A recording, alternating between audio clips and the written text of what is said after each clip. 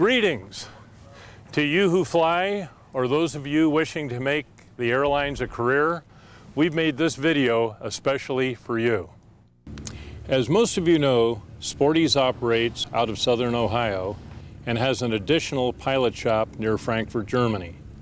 Sporty's is also half owner of a fly-in resort in the southeast Bahamas near Haiti and has a flight school on the Big Island of Hawaii. We also operate 12 aircraft and run the University of Cincinnati's flight training program. I became a flight instructor in 1962 and an ATP in 1966. I am presently current in both our Aztec and our Citation. But that's not the reason for this video. Most of us who fly our own aircraft also fly the airlines. In fact, I fly the airlines enough that this year I am a Delta Gold Medallion member. We pilots have the best thing going. In fact, it amazes me sometimes that they pay us to fly. It is interesting to sit in the back of the aircraft and see the difference in cockpit crews. Some are cognizant of the fact that they are on display, and some are not. The truth is the cockpit crew is continually selling for the employer by the way they treat the customer. Thus the reason for this video. Let them know that we have spent years training for the job. We love the job and we are thankful for them using our services. The best example I know of this happens to be a good friend, Senior Delta Captain George Elbell. George's flying career has included military service and freight hauling before joining the airline ranks. Pictured here is George with his brother, also a pilot. When George is not flying, he enjoys restoring vintage automobiles and motorcycles and working on his 80-acre farm, on which he's installed the perfect accessory for someone who loves flying. We'll hear more about that accessory a little later on, but now for how an airline captain looks and acts, Delta Captain George Elbell.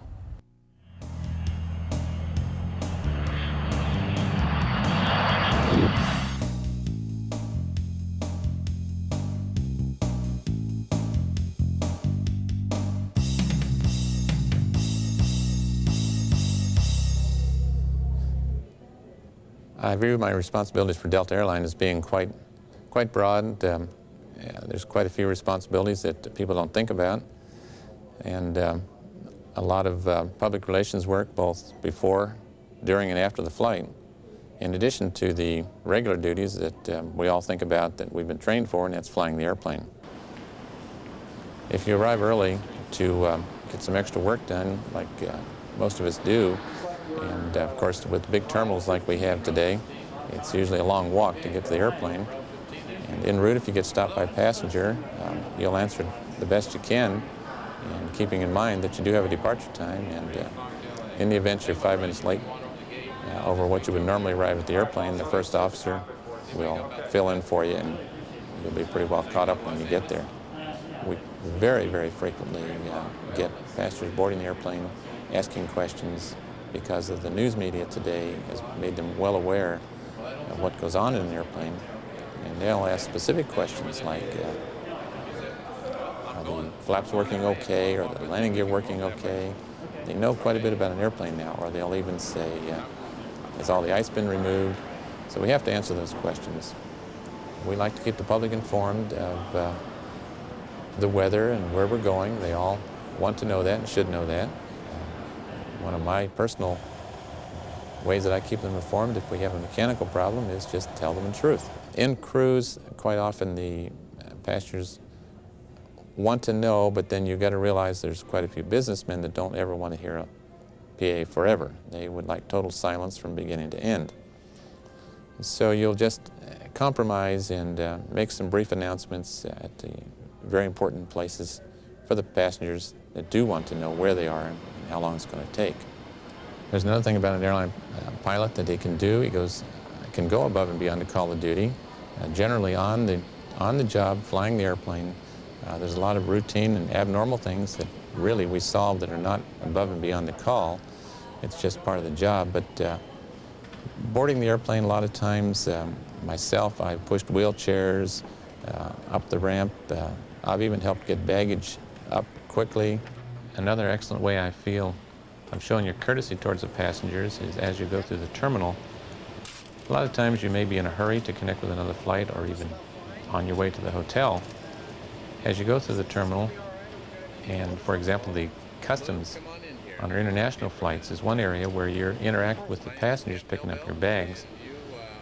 And even though you're in a hurry, it's the time to take the time to let the other passengers pick up the bags first. The flight attendant will come up and say, we have a first-time flyer, we have a very nervous flyer, and usually the best way to handle that, at least the way I handle it, is if the opportunity permits, I have the passenger come up into the cockpit, and that person will sit in the jump seat, and we'll start asking why they feel they're nervous and find a little bit about the person and just explain some of the phenomena about weather flying, for example, is usually why they're nervous. We try and create an understanding why there's bumps in the air, why the clouds form. Sometimes they're nervous because the airplane seems too big for them and they want to know a little bit about the instruments. And in fact, probably the best way to solve a nervous passenger is just by bringing them up there, face to face with that person. They know that there's a human person up there, seeing that you actually are a professional type person, you appear that way, and the way you carry yourself and your mannerism and discussing the problems with them about their nervous flying reassures them quite a bit.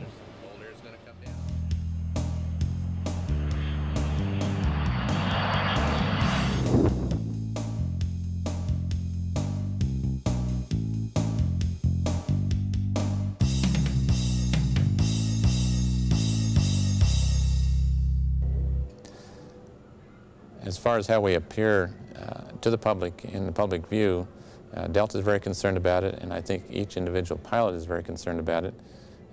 Delta, starting with Delta, they have some strict standards that the uniform you wear, you'll be seen in full uniform at all times, which most of us are kind of proud of and will wear it that way. The passenger, of course, looks for something like that, unlike a lot of other professions. If the pilot would look sloppy, they certainly wouldn't have much confidence in flying on that airline. Kind of on the lighter side, I quite often have had passengers stop me at the boarding the airplane, or even as they board the airplane, they'll look at me and they'll say, well, it's really nice to see someone that has some gray hair. So they do notice things like that, and the things they don't say anything about are something, for example, if you were walking down without a tie or without your hat, the professionalism of the whole airline would go down quite a bit. The way we think about our public image is, I don't think it's something that any of us think consciously about. We're aware of it as we walk through the terminals, at least I do.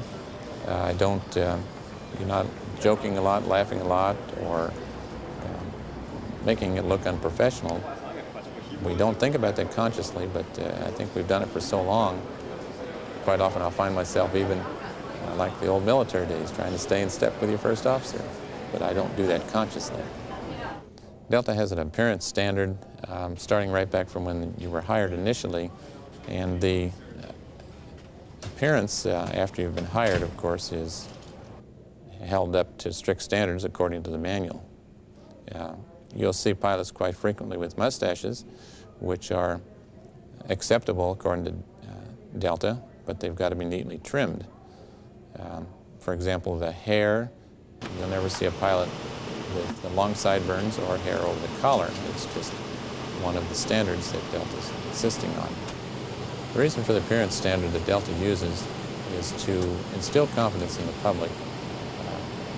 And I, myself, even if I were just a passenger riding on an airline, would look forward to somebody. It's, I guess, no different than if we were to go to our own doctor or a lawyer or somebody that we would expect to see groomed very professionally. Just seeing them that way instills a lot of confidence in the business that you're dealing with. A well-tailored uniform is really quite important to having a professional appearance on the job, and it's one of the requirements that Delta insists upon, because each new hire class that's hired by Delta Airlines has a tailor come into the class and give them the cost and how it's to be tailored and where they can have one tailored to fit them. And in the end, it gives a great appearance to the overall airline because you have a uniform that looks very professional. Anyone that's taken a coat off the rack and just slipped it on and seen that person walk down the street, you can see just how badly that does fit. For several years now, they've offered a clip-on tie, which several of pilots have purchased, and I've decided not to buy one of those because it just looks like a clip-on tie. You can see the little metal clip, and it's a quick, easy thing, of course, but the tied tie always looks the best. One of the reasons I take pride in the uniform is because it does fit good and looks good, and most of the Delta pilots take pride in their uniform. I think any airline pilot, major airline pilot, would take pride in his uniform, and I do one thing additional that a lot of pilots don't do, and that is the fact when I'm going to and from the airport, I wear a sport coat usually, because that goes right along with my sense of pride and looking good coming and going from the airport, because there are people that do recognize you. It is forbidden to be seen in your uniform in a public place that serves alcohol. Although if I were invited to join a group that was in civilian clothes and having drinks with dinner, I would feel comfortable taking my uniform cap and jacket off and putting my sport coat on and sitting down and joining these folks for dinner. And also a little sidelight is en route to work or home from work, you can get your errands done and look professional.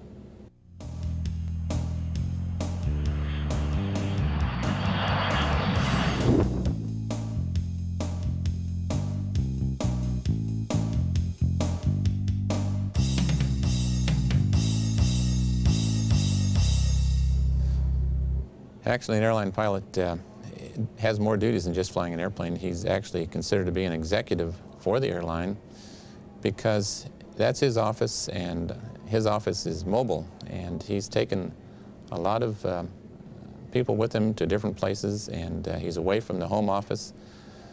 So he really has a lot of authority to make decisions that Delta depends on to make the right decisions, to handle the situations as they come up away from the main office, you might say.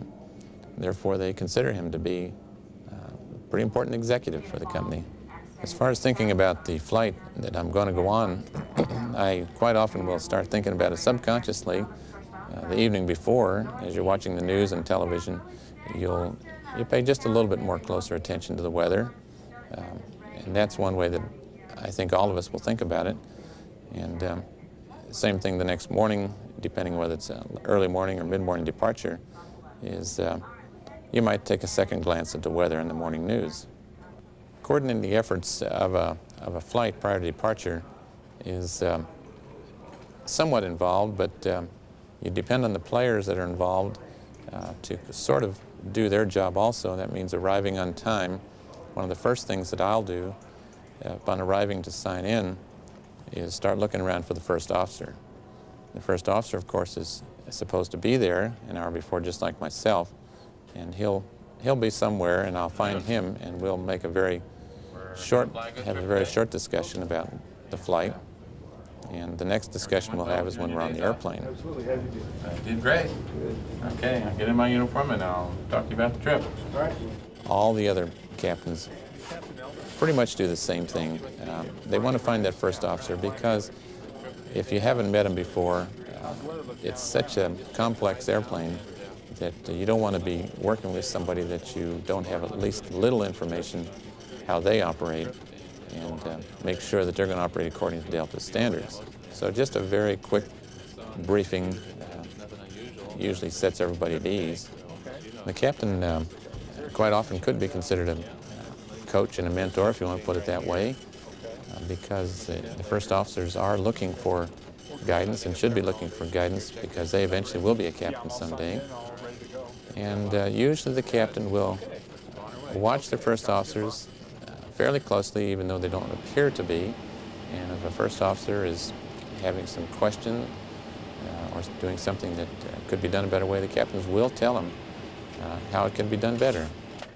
And of course, the first officer's responsibility too is to pay attention and pick and choose. The captains, a lot of captains are smoother and better than others, and the ones that are that way, first officer should be taking notes, mental notes. This is the way I'm going to do it.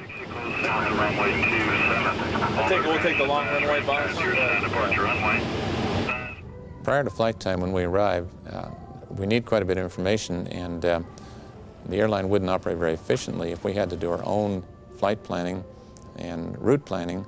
So we have what's called our central dispatch office in Atlanta, and with the computers we have today, they have access to the very latest winds and weather, and they'll flight plan a route based on the best winds, the best flight conditions for the passengers, and that flight plan is then sent up to the pilot's base. When he checks in, it's available to him to look at and review. And if he doesn't like, for some reason, the particular route they're sending him for, maybe he has a difference of opinion about the weather, he certainly has and should get on the telephone and call Atlanta and discuss with the dispatch agent why he would like to change the route. There's no need to change the route generally, because they certainly do have a lot of resources that can make for a smooth flight. Fuel planning for the flights generally is definitely a mutual agreement between the pilot, the captain, and our dispatch office in Atlanta.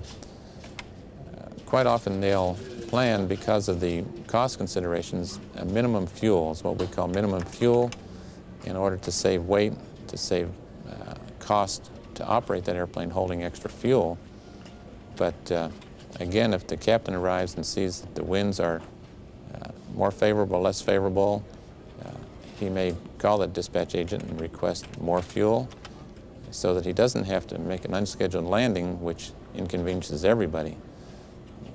There are times, of course, when the captain may feel that he doesn't need to make an unscheduled landing, and as dispatch would like him to do, and he'll fly on with the fuel he has.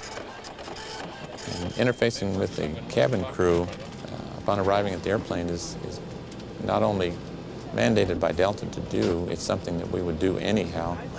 And it's a briefing that we give the flight attendants. We try to have them all together. If we can't get them all together, we have what's called a senior flight attendant that we'll get together with, the captain will get together with, and brief that flight attendant on the particulars of that flight. And that flight attendant, in turn, will brief her flight attendants. Quite often, the flight attendants are busy with their duties, and so we depend on the senior flight attendant to convey any information that's pertinent to that flight. Another subject is crew resource management. It's come in over the past few years, and it's become commonplace in all the airlines. Delta was one of the first to stress it very strongly. They had special classes. It was quite expensive for Delta to do, to bring all of the pilots back to Atlanta on several different visits, to go through different phases of cockpit resource management. We call it CRM. It involves not only the flight deck or cockpit crew, but it also involves the flight attendants and cabin crew. And they all work together in solving whatever problem may come up. They'll always go to the captain first, but the captain will listen to the flight attendants and what they think the situation is. And it's a very valuable tool, and it was done in the past, but nobody thought about it consciously. But now all of the pilots are going down the same road. In other words, even though a captain may be captain, the first officer is always there to interject thoughts, and any good captain will stop and listen and weigh the information given him by his first officer. Unlike some of the old movies you saw where the captain was God and nobody told him what to do, that doesn't happen anymore. Interfacing with the previous crew on a flight is something we all like to do. If you're originating a flight in the early morning hours at some station, you don't have a chance to meet the crew.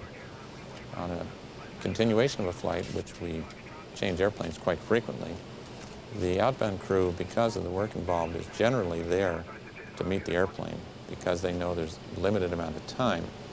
And that usually helps and makes it quite convenient to meet the oncoming crew, because it is good to relay any particulars about the flight, the weather, or even the airplane. Today's flights are quite strongly controlled by air traffic control. It's become more and more every year as years go by. We can't do too much. We can't do anything really anymore without air traffic control telling us where to go, how high to fly, and how fast to go. Although that's not the final authority. If you want a different route, you ask the ATC for it, and if there's no other traffic, you will get it. If you want to go slow down for whatever reason, you're going through weather, and you ask for it, they're more than likely to give it to you. Approaching an airport, air traffic control, as most people know that have been flying, you get a lot of vectors, a lot of slowdowns, a lot of delays. That's because of the amount of traffic. If there isn't any traffic, you as a crew, captain, can ask air traffic control for what's considered to be a visual approach to an airport. And if they can allow that, it'll be granted, which is done quite frequently because it helps them out. It eliminates one more airplane from their system, plus it gets you on the ground quicker and saves the company money. Delays in the airline industry are quite common due to weather, mechanical delays, and sometimes air traffic control. It could be any number of problems, including a paperwork delay due to the fact that we operate in a computer generation now, and all of our material comes over the printer from Atlanta. In order of priority, I don't know which is more common, but in any case, we're totally honest with the people and tell them what the delay is, and we try to inform them within about 5 minutes after departure time has come and gone. And air traffic control comes up quite frequently, and if that is the case, quite often we don't know exactly why the air traffic control is delaying us, but it could be weather, it could be a runway closure at the destination airport. We wouldn't be aware of that. And especially on flights coming over the ocean, they don't want to get them halfway across and have the hole due to weather because the fuel is limited coming across.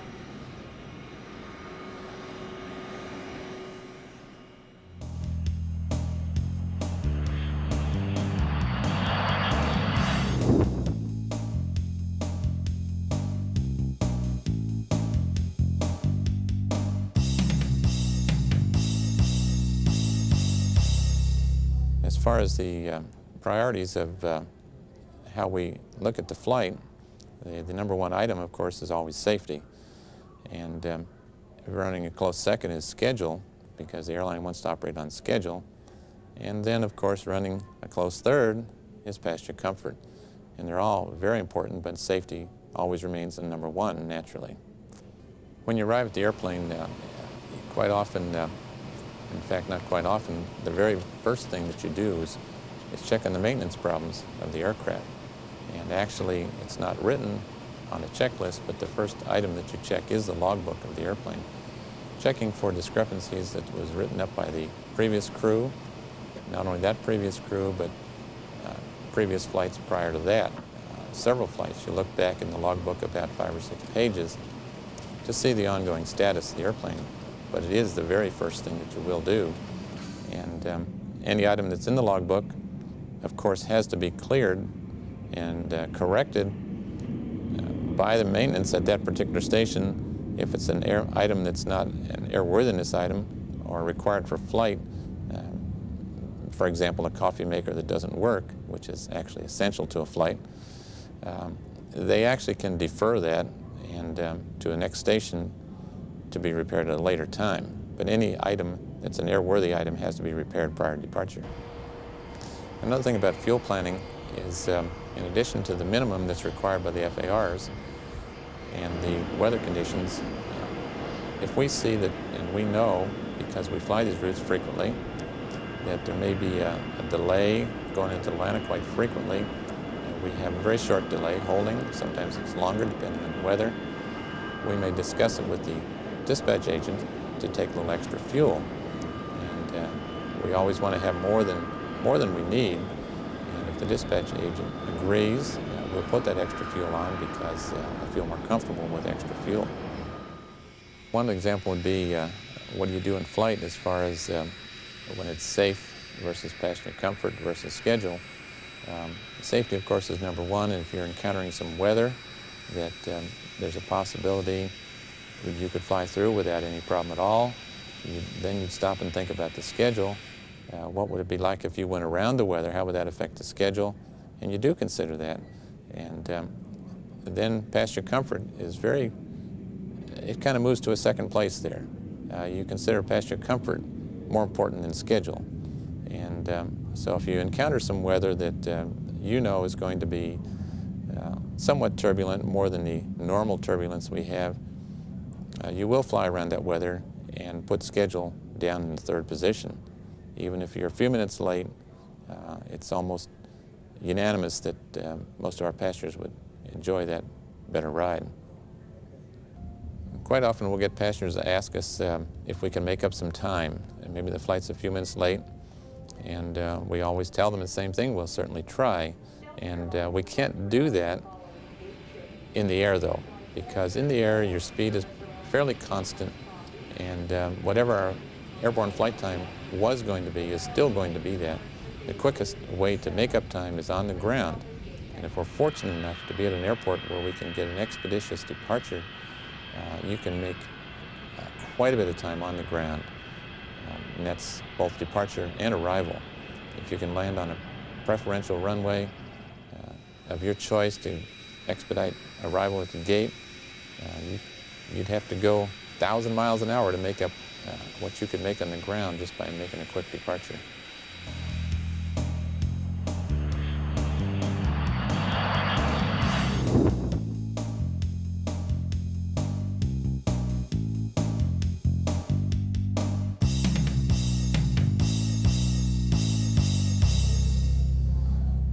Well, quite often a decision can be made whether your flight's going to depart or not. The captain does have the authority to make that decision based on information he knows or sees. And it could be weather, it could be a mechanical problem. But quite often if that were to be the case, it would be the weather, and he could delay a flight for a few minutes on his own if there's a thunderstorm in the area, if there was weather approaching where he really couldn't delay it. He could call the dispatch in Atlanta and tell them what he's going to do, and if the dispatch agrees with him, then you have a mutual agreement and everybody's happy. In addition to following the rule book and flying by the rules, you might say, the captain does have a lot of authority to make his own decisions. For example, recently we took off on a flight going to Newark, and not 10 minutes after departure, we were given a hold. And the hold was due to the Newark airport being shut down due to the fact the president was landing there. And we didn't have enough fuel to hold and go on to Newark, and I didn't particularly want to go back to where we started. That would be quite discouraging to everybody. So I made a plan to continue on to an alternate near Newark, and en route discussed it with our dispatcher in Atlanta, and he agreed with that. And as it turned out, it worked out exactly like I'd hoped it would. And by the time we got near Newark, the president was landed and gone, and the Newark airport was open, and we were able to press on into Newark, which that kind of thing is not in the book, but therefore we were able to save the company and the passengers some problems that day. And as far as in flight, there's some times occasionally that a passenger will get unruly. The airlines, it's become more common than it used to be, and I'm not quite sure why, but the airlines, Delta especially now, and will support the crew in their decision on what to do with this unruly passenger. And usually the unruly passenger is a result of having too much to drink prior to boarding the airplane, and if that's the case, they usually won't get on the airplane. But if they do get on the airplane and then get out of hand, they're in violation of FAR, and you won't interfere with the operation of a crew. So we'll, if we can't settle them down, we'll have them removed at the next stop. And in a rare case, which fortunately hasn't happened to me yet, you will make an unscheduled landing and put them off. I have had people removed at stations, but never anybody so bad we had to make an unscheduled landing. We had a passenger that obviously had been drinking when he got on and kept drinking on the airplane with his own bottle, which is a no-no. So the flight attendant took that away from him, and then he began grabbing at her each time she went by. So to make a long story short, she came to me for help, and I said, do you need help right now? And she said, no. I said, okay, we'll have somebody meet the flight.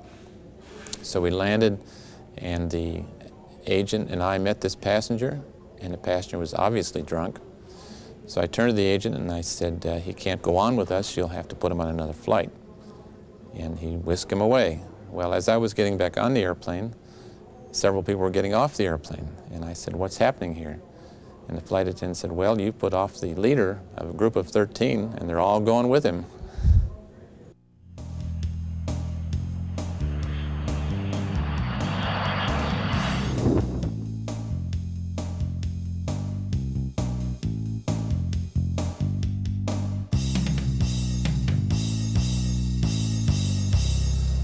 One thing an airline captain can do to have a good attitude is to be very, very positive about his approach to the job, both approaching the job on the airplane and off the job, around the airplane. It'll instill a lot of confidence in the other crew members and also show that he takes pride in doing the job right.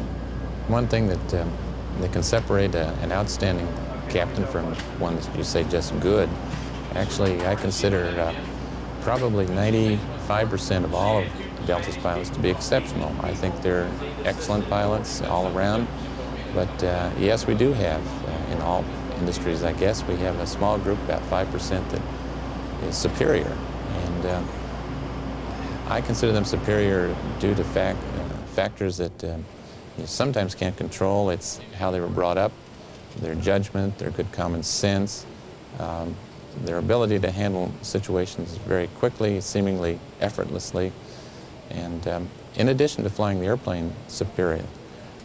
There are natural pilots, and there's a few of them, and if you get all these ingredients together, that's what makes one that's exceptional. What the airlines are looking for in a pilot is they're hiring somebody that is going to be a captain. They don't hire just second officers or first officers. Initially, a pilot will start out in one of those positions, but he will be a captain. And as we all possibly know, there's a lot of people, a lot of pilots out there that meet the minimum requirements, and they meet the minimum hours or the minimum college that they're requiring, but there's more to it than that. They're looking for an applicant that has integrity, that in his previous employment has shown to be honest and reliable, in addition to being well qualified. Quite often people ask about first officers and how they view their role. Their role as a first officer, all airline pilots are hired to be a captain. They may be a second officer for a few years, they may be a first officer for a few years, but they all have been hired as captain material. The potential is there. And during that time, the first officer, he plays the role, and they play it very well as a first officer. They would love to be a captain, and sometimes where the CRM comes in, we talked about, they will make suggestions like a captain, which is what they should do. And the captain, of course, can pick and choose. If he likes that suggestion, he'll adopt it. But they pretty well fulfill the role as a first officer and do all their duties without complaints, even though they would like to be a captain. They know full well that they will be a captain someday. Well, as we all know, every job has its challenge, and one of them that an airline pilot has that a lot of professions don't have is the fact that he's constantly reviewing, learning, studying. We would go back to Atlanta, Delta and Atlanta, twice a year for recurrent training, simulator periods. We get 2 days in the simulator to refresh the emergencies that we haven't practiced, because we just don't want to have any emergencies. And that's some of the challenges that are ongoing all the time. In addition to it, during a routine flight, you'll have little challenges that come up that'll be solved routinely, you might say, that are in the book sometimes, and sometimes they aren't in the book. No major problem today. And we're looking at 57 minutes down there. And they're using runway 20 left. By the training that we get in Atlanta, these little routine problems just go and get solved routinely. Well, of course, as far as the FARs, the standards that the FARs require, they have what's considered to be a minimum standard, and Delta in all cases will train above and beyond their minimum standard. It's a process that is ongoing. We, of course, go back to Atlanta once a year for 3 or 4 days of training in the ground school and simulator. More of a refresher, but actually it turns into be an actual refresher / check ride. And again, we'll be tested on the minimum requirements that the FAA requires, and then some additional ones. Quite often I'll be carrying extra material along in my travel case pertaining to the aircraft, because again, as I mentioned earlier, the airplanes are so complex now. A lot of the things that you learn on your initial training you never get to use again except for your recurrent training program.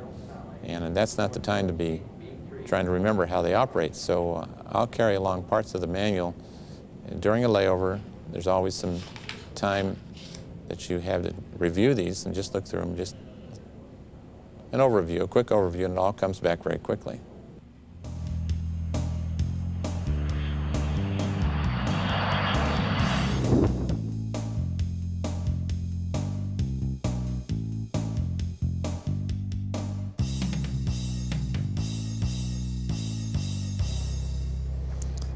Well, I enjoy aviation quite a bit. Like, I don't stand alone. There's a lot of people who enjoy it as much as I do, but maybe I carry it one step further, and that is I certainly enjoy Delta and the airline flying, but when I'm off the job, I go home.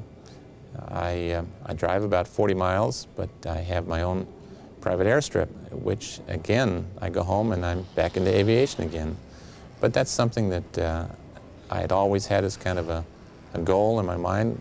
It didn't seem possible a lot of times because of the type of job we have. We're always in the big cities, but it became available, and I really enjoy the fact that I can go home and have my airplane right there and fly occasionally wherever I want to fly, and have my little shop there that keeps my interest in it. And there's other friends come over once a year. We have a little fly-in there. Other people bring their airplanes in, and it's a local EAA chapter. We have a great time, and it just adds to the enthusiasm I have for aviation. It's something that I've always wanted to do, and I think I'm similar to a lot of other pilots. Maybe most of the pilots today is way back in their background, their history. It's something they've really wanted to do, and a lot of pilots, you can ask them of my generation, they started off by building model airplanes. That was quite common. It used to be, when I was 16, for example, there were no fences around an airport. There wasn't any security. You'd go to an airport and the people there really enjoyed showing you their airplanes and even taking you for rides. That's changed. Today it's a little more difficult, you might say, and the pilot really has to have the desire now to overcome these barriers we have. And it's not insurmountable, though, just showing an interest.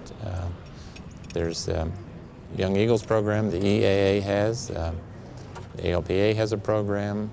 The Boy Scouts of America has an excellent Aviation Explorer program. When I was that age, around 16 to 18, they'd had that available to me. That's the route I would have chosen. And rather than do that, I worked as a line boy at a local airport, which gave me my early start. But aviation exploring is really a tremendous opportunity for anyone desiring to get into aviation today. Delta encourages the pilots that we have now to go to schools and make talks, promote aviation. They'll get involved in committees that will help enhance the airline. Over the years, I've been involved on the Air Traffic Control Committee, which helps improve relations. Some of our pilots have become involved with the Boy Scouts Aviation Explorer program. Because our pilots of the future, we're not going to see the natural pilots coming out because we don't have what I just mentioned, the ability to walk around an airport. So it's going to be up to us to show them the way and show them just what is required and how good a job it can be. We still have a lot of video these days that show the dramatic military flying, but the military flying is diminishing also because of the very era we're in with satellites and missiles that are making the need for pilots a lot less than it used to be. But it's just something that the desire is there, and who can say why it's something you want to do, but we have a lot of young people today that have that desire, and we need to get the message across that the opportunities are there. Another thing about becoming an airline pilot is the road and how you get there. A lot of times a person will try and think, I'd like to be an airline pilot, and that's the end of the story. It seems so overwhelming that they lose interest. Well, you don't want to look at it that way. Yes, you mark it down on your sheet of things to do to become an airline pilot, and then you start back at the basics. And you learn everything you can. You just start with flying the Cessna 150, for example, and acquiring the skills and doing the best job you can. You'll pick up pointers, people will recognize you, and you can go on, add some ratings to that, commercial rating, an instrument rating, multi-engine rating. Another excellent step in your aviation career is becoming a flight instructor. As a flight instructor, you're going to learn to work with all kinds of people, men and women, teaching them the skills necessary to be a pilot. Along with this, you're going to acquire some new knowledge about your own skills. You didn't have all of the best habits in the world after all, and you can improve on your basic flying skills to allow you to go on to become a better pilot. But don't focus on the ultimate goal. Just take each little step at a time and do the best you can do, and that'll be part of your record, part of your history. When you apply to get a job with a commuter airline, for example, as being one of the steps, they'll look into your background and see how well you've done in your training. So each step is important, and eventually the ultimate goal of being an airline pilot will not seem so big after all. One of the requirements of getting hired is the fact that a person has a fairly good personality. Being able to work with people, when he's around people, not be ill at ease, because it's a mutual joint effort to get the job done well, get it done right. And of course the final decision will always rest on the captain, but he's got to have the personality to be able to work with all kinds of people. Almost every other trip he's with a brand new person that he may have never met before. So it is a very, very important quality to have.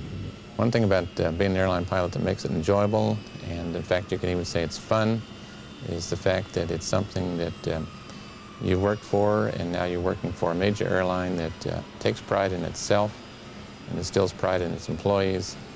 And you're also doing the job that some people might not call work. It's you're being a pilot and you're enjoying the flying at the same time that you're seeing to the job being done well for the passengers and offering them a smooth ride also. And whether it's a mechanic or the agent or the flight attendants, they all take pride in their job, and that helps to have you take pride in your job. And of course that goes a long way back. It's something that you've worked for most of your life, and it's an accomplishment that's been met, and something that you've worked hard for. You're naturally going to take a lot of pride in it.